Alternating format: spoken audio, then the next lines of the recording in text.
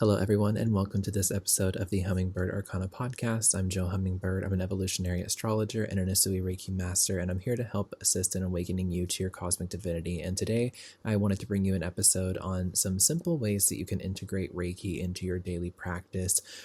As a certified Usui Reiki Master, in the few years that I have had in that experience in that field, I have found a few things to become super useful in making Reiki something that isn't just something for my clients or for my students, but something that is also for me, something that I can actually reap the benefits of, not necessarily just from practicing it all day, every day, or sitting in a meditation or realigning my chakras all the time. You don't have to make it like a task on a to-do list that you're checking off, and you don't have to make it super monotonous and robotical. But there are a few ways in which I have been able to integrate Reiki into my day-to-day life that assist me in being able to, create different extensions of my own practices, develop my own Reiki skills further, being able to develop my own experience with Reiki itself beyond just being able to understand it for teaching purposes, but also for being able to explain it better to other people through my own lived experience. So if you're interested in learning 5 simple ways that you can integrate Reiki into your daily life, then keep on listening to this episode.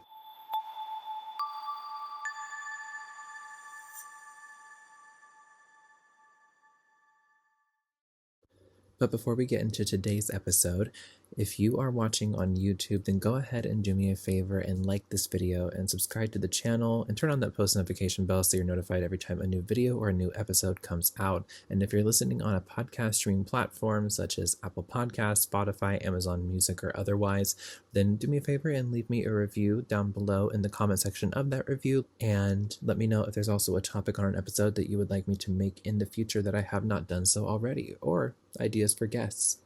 So when it comes to Reiki, there are 5 ways that I love to integrate it on the daily that actually help me in my practice, that help me in my daily life, that help me live a more balanced way of being, that help me be able to, like I mentioned in the intro, really make Reiki something that is accessible and easy to understand and firsthand experiential without it having to be super woo-woo out there, hippy-dippy, but still grounding my spirituality into my life to make it real and somewhat mundane without losing my connection to my divinity through my mundane essence as a human, as a spiritual being having a human experience. So the first way that I love to integrate Reiki is through charging my food and my water with intentions, with energy, with just any feeling, manifestation, fill in the blank with whatever you want to charge your food and your water with, because everything is essentially made up of something on the periodic table being held together by a vibration, an electromagnetic frequency that says stack the atoms like this and make it this element and make it this shape and this density and this form. So, solid, liquid, gas, anything like that, energy, make it physical, make it non-physical. There's so much everything in existence. I don't even know a word for that in this moment, forgive me, but there's so much of materia and material in the universe to work with, and food and water is what of that material actually fuels us to keep going, what hydrates us, what nourishes us, what gives us the minerals and everything that we need to feel healthy, that we need to feel balanced, that we need to have homeostasis within our bodies. So charging food and water with Reiki amplifies the life force energy that already exists innately within everything and anything. So why not use it with food and water? It is almost like a no-brainer to me. It's not that I'm not perfect about it, doing it all the time, where I'm charging every cup of water that I drink, and I probably should be. I'm not charging every meal, but I should be. A good example of doing this would be probably to, whenever you're cooking, send some Reiki symbols into there. Or, if you aren't past level 1 and you aren't familiar with the Reiki symbols and their purposes and their uses, I wouldn't recommend going and researching that on your own. I would highly recommend booking a Reiki class or taking my Usui Reiki Mastery Live course that we have coming up in January in the new year. Doors close on Friday, December 26th. If you want to join us, doors are open until then. Grab your spot now. But Anyways, you don't know the symbols beyond the first level. So, or you don't know the symbols during the first level, you only know them beyond, excuse me. So maybe you're just not even sending the Reiki symbols into your food or your water. Maybe as you're cooking or you're, filling your cup with your water or whatever beverage you have in place of water, which we should probably be drinking more water, guys, just saying. But whatever you have in place in front of you, whatever you have, this is an opportunity for you to hone in the frequency of your intention. And if you've been attuned to Reiki, then to utilize Reiki to access that intention and allow for the life force energy of Reiki to flow through you with your intention into your food and into your water. And notice how you feel after intaking that, after charging it, after putting your intention, after sending Reiki symbols, whatever you're doing. This is, technically a form of witchcraft, I guess you could say, but, this is just basic magic. This is kind of like witchy 101 type thing, but just integrating Reiki with it. It's really, really powerful. So staying along the lines of kind of like witchier things, I suppose you could say, moving into my second favorite thing to use Reiki for in my daily life is to program crystals for healing and for manifestation. If you work with crystals, or if you just have some, or, you enjoy the energy of crystals, or you go see somebody who works on you with crystals, I would highly recommend intertwining Reiki with that practice, because crystals, they are from, ancient developments of mineral deposits and memory from the core of the earth, not the absolute like molten lava core, but as close to the core as we can get, to a certain extent, deep into the crust as we can get, I should say, not even to the core. We have not hit the cores before. But with crystals, they come from such deep earth resonant frequencies. A lot of them do have like higher cosmic energies, like let's say celestite or moldavite or lapis lazuli. There's a lot of different higher frequency, higher chakric energies within a lot of different crystals. But you can find a crystal for every frequency, for every intention, and you can utilize the life force energy of Reiki, similar to how you're charging your food, to charge the crystal before you're going to use it. Or even, in my experience of when I performed Reiki healings on people, I use a Lemurian point. I use a Lemurian quartz crystal point, and I direct Reiki energy with that as if it's like a wand or an extension of my energy field whenever my guidance system tells me that that's what I need to do. And a lot of the times that is during something that I call psychic surgery. And that's whenever I'm removing any sort of psychosomatic blocks that are stored within the nervous system or within the energies of the auric field or the different layers of the energy field. And a lot of the times when I do that, then all of a sudden we have like an emotional release or a physical sensation, or something comes up for the client that allows them to have like a breakthrough in real time to process and move that energy out and to have some form of healing and integration post that experience. So programming your crystals to utilize in Reiki, or just Reiki programming them in general to assist with whatever intention the crystal is good for whatever you're using it for, is something that I also really, really, really enjoy. Now, moving into the third thing that I love to use Reiki for. I love to use Reiki to work on plants or pets for practicing healing. Again, this is pertaining a lot to level 1 Reiki students or people who have their first degree certification for Reiki. This is the level of Reiki that you cannot work on other people yet. This is where you're working on yourself and things that do not require consent for you to work on them. So, of course, this is why we mention food and water as well as crystals, but now plants and pets, because plants love Reiki. It is life force energy. And, plants already, scientifically, from so many different studies from many different universities and privatized places, the third-party case studies, there's so many different things that show out there that plants respond to their environment. And when you play certain music, plants can grow more or less depending on how stressful it is for them. And so Reiki, as an amplification of life force energy, which plants are masters at because they are beings that were here before we were, on this planet. They existed here before we did. They grew into millions and millions and millions of different species, and we only have humans.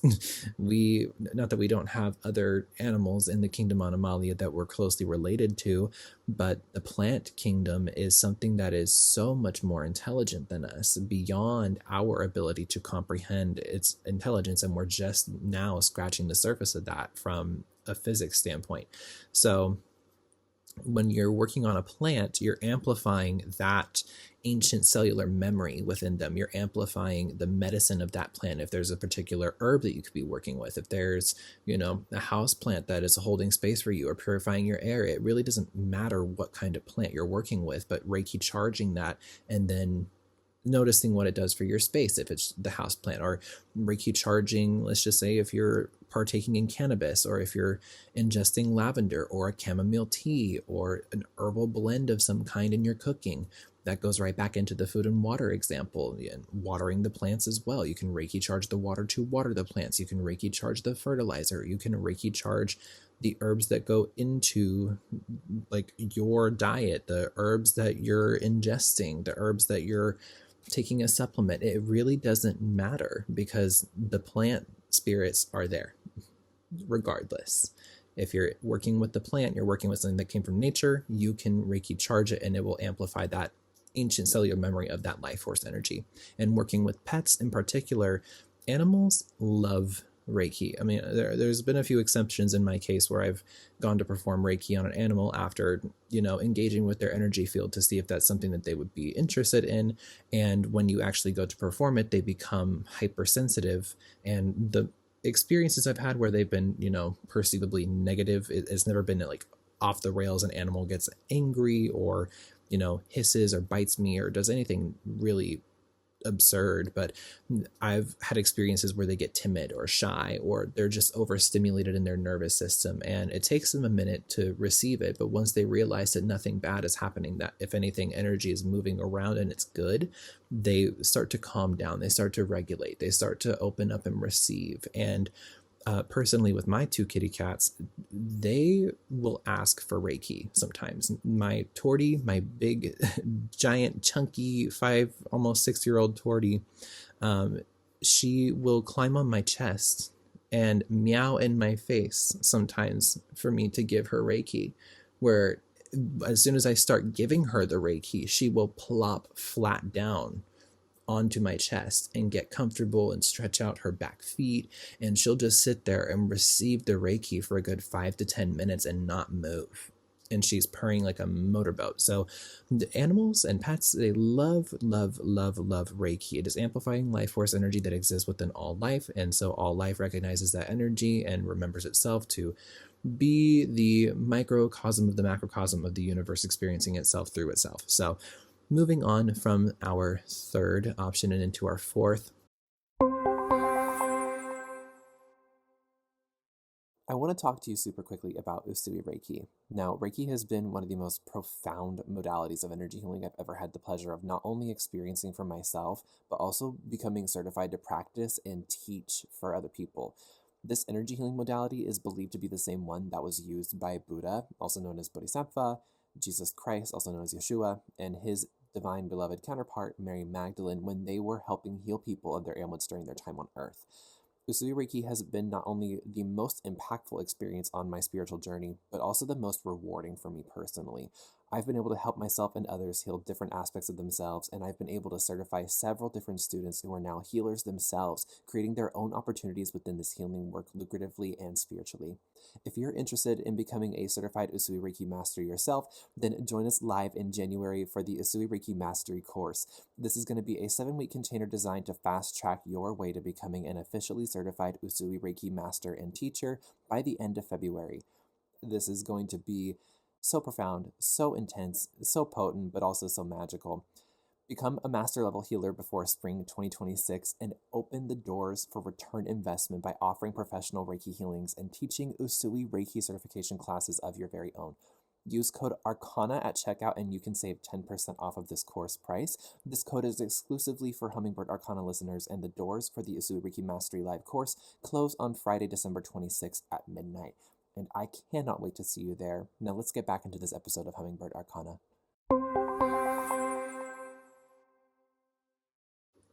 I love using Reiki to cleanse spaces and items as an alternative to closed practices. Now, a lot of mainstream new age, like boho hippie spirituality has appropriated a lot of closed practices from indigenous tribes and lineages, as well as practices from other cultures across seas. And there are times and places that are appropriate for when other cultures share with you and want you to partake in that thing as a sharing of their culture and an exchange of their information, and there being a mutual reciprocity there. But doing it on your own accord without education and without the proper appreciation and proper extent of intention and attention to this kind of an issue yields for pretty negative energetic results. And that's not just something that I've observed in the community, but from my own ignorance and past experiences in the years that I have been on my journey, especially as a Caucasian person. This is something that is very important. And if you are Usui Reiki certified, or you have an energy healing modality, or you have any alternative to clearing spaces, regardless of using something that is a closed practice, then I highly, highly, highly encourage you that you do so. Obviously, not everybody is going to adhere to that moral compass, and that's not my job to dictate or control. I'm just here to share my perception, my opinion, and the feedback I have gotten from so many different beautiful teachers and lineages and experiences that I've shared with people from different cultures. And I personally, from Reiki, when you get attuned to the first level and even the second and the third, once you learn the symbols in the second level of Usui Reiki, you can use those symbols particularly for their purposes to clear a space. But if you're in level 1 and you don't know those symbols, then that's when you practice utilizing your intention and your frequency and honing in the life force energy of Reiki itself. Now, there's also, in typical different witchcraft folk magic practices, there's general banishing work or warding spells, or fill in the blank with whatever practice that is generalized and non-appropriatable. So you can integrate those and Reiki charge those practices as well to be able to clear spaces and items. I have Reiki cleared my own energy field before, instead of, utilizing a crystal at the end of the day. Like a lot of the times, especially after my experience working at a metaphysical shop for a year and offering sessions and classes and healings every single day, and also working retail for that place at the same time, your energy field gets zapped. And so I would come home and I would hold black tourmaline in one of my hands, and then in the other hand I would take a selenite wand and go throughout my whole physical body clearing my energy field. And that can be another task on the to-do list, like a check mark, because you have to go pick up something and you have to stand there and you have to do it. But of course, it is a practice of being mindful and present, so that part is helpful. But if you don't feel like using crystals for that, or if you don't feel like Reiki charging your crystals to do that, you can just kind of skip the middleman there and go straight for the Reiki to clear your energy field. And you can also, again, you can clear a crystal before you go program it. You can clear your food before you cook with it, before you then reprogram it with Reiki. You can clear the water before you reprogram it with Reiki. This is really important to get used to your energy being the thing that holds the sovereignty and not the tool or the practice from something else outside of you. So moving into the last thing that I love to use Reiki for, I love using Reiki to amplify my manifestations or strengthening my magic practice. Now, this is something that I also teach in my Usui Reiki courses. So if you are interested in becoming an Usui Reiki certified student or practitioner or a master teacher, whatever level, 1, 2, or 3, or if you want to put yourself all the way through every level, you are welcome to. I am happy to teach you. I'm happy to usher that journey into your experience for you. But I teach this in my Reiki classes, where Reiki can literally be sent to your manifestations, and especially in levels 2 and 3, whenever you get the symbols and the attunements there, you can send those symbols with their specific uses and their intentions to your intentions and to your manifestations and to your desires and to what you're calling into your reality.